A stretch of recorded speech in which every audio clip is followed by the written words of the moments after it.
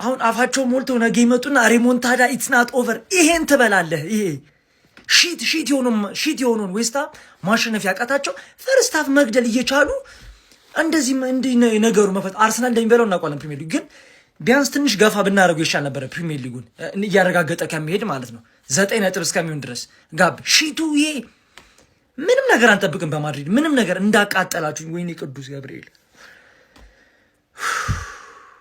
አንድ በቃ እግዚአብሔር ስለ በቃ ሜንታሊቲያቸው ሞተ ተብሏል። የተጫዋቾቹ በቃ እኔ ምን የማግባት እኔ የሚጠቀሙ ፎርሜሽን አይገባኝ። ቸርኪ ለምንድን ነው የመጣው? 10 ቁጥር ነው፣ ወርልድ ክላስ ተጫዋች ነው። ለምንድን ነው ቤንች የሚሆነው? ሁሌ ጥያቄ የሚሆንብኝ ነገር እዚህ ቲም ላይ ሴሜኖ መጥፎ ነው፣ ቀይረቅ ቶሎ ማስወጣት፣ በቃ ቶሎ ማስወጣት። ማን አስወጣ? በርናንዶ ሲልቫን። አሬን ብሉ እግዚአብሔርን ጀሞ ዛሬ በይፋ በዛሬው ቀን በይፋ ፕሪሚየር ሊጉ ተጠናቋል። አርሰናል ዶሚኔት አርጎ በኃያልነት በጀግንነት ይህን ዓመት ሻምፒዮን ሆኗል። አሳምኖ ጨጓራ ላጥ ፋቅ ያደረግ ደረሰብህ እንደዚህ እየተጫወተ ዲፌንስ አርጎ ምናምን ሴት ፒስ ምናምን ሲል አርሰናል ጆሮን ደፍኖ የሚገርም ስኬት ዶሚኔት አርጎ በቃ ፕሪሚየር ሊጉን ዶሚኔት አርጎ ይገባዋል። ደጋፊ ይገባዋል። እስከ ዛሬ በተአማኝነት አርሰናልን ደግፏል። ይገባዋል ደጋፊ።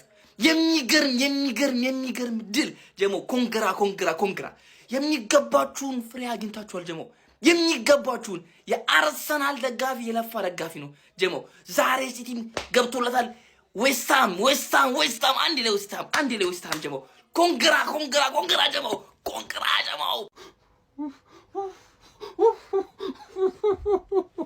ስለሚቻል እኮ ነው ጀማው፣ ስለሚቻል ነው። እንችላለን ጀማው፣ እንችላለን። ማን አረ ምን አይነት ቋጣሪ ህዝቦች ነን!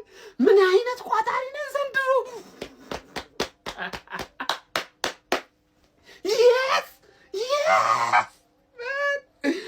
ማን ሁለት ፍሬ ያያችሁ ሰዎች ካላችሁ ጠቁሙኝ። የት እንዳሉ ፍሬዎች አላውቅም። በዋናው ነበር ዝቋጥር የነበረው ማን ሲቲ ናቸው ያወጣ ነው።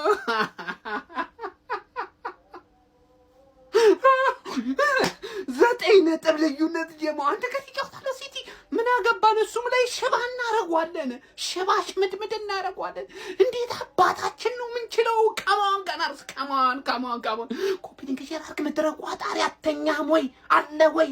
እደጋግመሃለሁ ይሄን ቪዲዮ ነገ በቃ ይችላል። አጸቋማ ይቅደም አቋማና አጋር ፓርቲዎቹ ይውደም ይላል አባቴ። ለምን ግን ማን ነው በቋጠሮ እየተባበራችሁ ስለሆነ ማን ለምን ግን ከኦል 11 ከናንተ ማን አዋጣችሁላችሁ ተጫዋች ቤስት 11 አደራጅታችሁ ለምን አገጥሙን? ገባ አይደለም ፈላው። በኔና ባንቺ መሃል ያለው ለውጥ ምን እንደሆነ ልንገርሽ። ምክንያቱም ማናጀርሽ ምርጥ ነው፣ ስኳድሽ ምርጥ ነው። ዝም ብለሽ ነው ገንዘብ የምታወጪው። ጃንዋሪ ላይ ብቻ ዘርግፈሽዋል። በመሃላችን ያለው ብቸኛ ለውጥ ሜንታሊቲ ነው። ገባሽ አይደል? ለዛ ነው እኛ በሜንታሊቲ እናሸንፋለን፣ ሽት ሆነን እናሸንፋለን፣ ምርጥ ሆነን እናሸንፋለን፣ በኮርና እናሸንፋለን፣ በኦን ጎል እናሸንፋለን። ሮድሪ ስለ ዳኛው ያወራል። ሜንታሊቲ ነው ለውጣችን። አሁን ያራድዬ ልጅ እኔ ማን ሲቲ ሚዜ እንዲሆን እፈልጋለሁ ስል ትዝ ይላችኋል። ለምን ብለህ ብትጠይቀኝ ሁለቴ አሳምኖኝ በልጦኝ ከኔ ተሽሎ ዘ ስትሮንገስት ቲም ኢን ዘ ሊግ ሆኖ ሁለቴ ዋንጫ ነጥቆኛል እና ከሱ ዋንጫ መንጠቅ ለኔ ክብር ነው ብዬ ነበር። እንደ ሼቦቹ እንዳደረጉት ሚዜ በመሆንሽ ልናቀሽ፣ ምክንያቱም የሚያስከብር ነገር ስለሆነ ማለት ነው። ክብር ነው። አንደኛ መውጣት ካልቻልክ ሁለተኛ መውጣት ክብር ነው። ስለዛ ተከብረ ትኖራለህ ወይስ በጣም ብዙ በመንጣጣት ትናቃለህ? በአንድ ሳምንት ከ2 ዋንጫ ነው ወጣሽ። እሁድ ደግሞ ሲመጣ ከ3 አደረግልሻለሁ ማለት ነው። በእኔ እጅ ብቻ ትሮፊ ለስ እንዳትሆኝ። ማድሪድ ገረፈሽ እንጂ አልቻልሽም እንጂ ማለት በሁሉም ግንባር ትሮፊ ለስ ላደርግሽ ነበረ።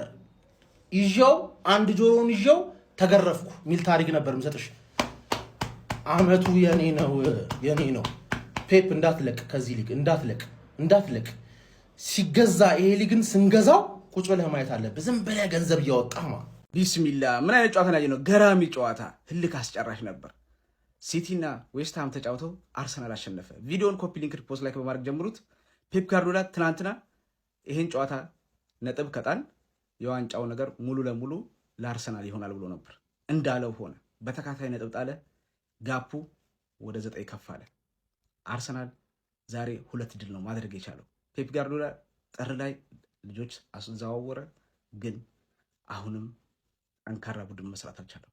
እጅግ በጣም ፈታኝ ጨዋታ ነበር ዛሬ። ዌስትሃም ገግሞበት ነበር። ወደ አሁኑ ሲቲ ያስቆጠረ፣ ወደ አሁኑ ዌስትሃም አስቆጠረ። ግን ፔፕ ጋርዲዮላ በጣም ነበር የተበሸቀው። እውነት ነው የምላችሁ። እኔም ደግሞ ሲቲ እንደዚህ ሲሆን ማየት በጣም ነበር የምፈልገው። በጣም ነው ደስ ያለኝ። ዌስትሃም እንግዲህ ከፍ ብሏል። ለቶተንሃም የዛሬው የዌስትሃም 1 ነጥብ ስጋት ይሆናል ብዬ አስባለሁ። ሚኮ ይጨነቅበት። ግን ዛሬ የአርሰናል ደጋፊዎች 2 ጣፋጭ ድል ነው ማስመዝገብ የቻሉት። እስቲ ለማንኛውም በጨዋታ ላይ የተሰማችሁን ኮመንት ላይ አስቀምጡ። ቪዲዮ ከተመቻችሁ ኮፒ ሊንክ፣ ሪፖስት፣ ላይክ ማድረግ እንዳይረሳ። ቴንክ ዩ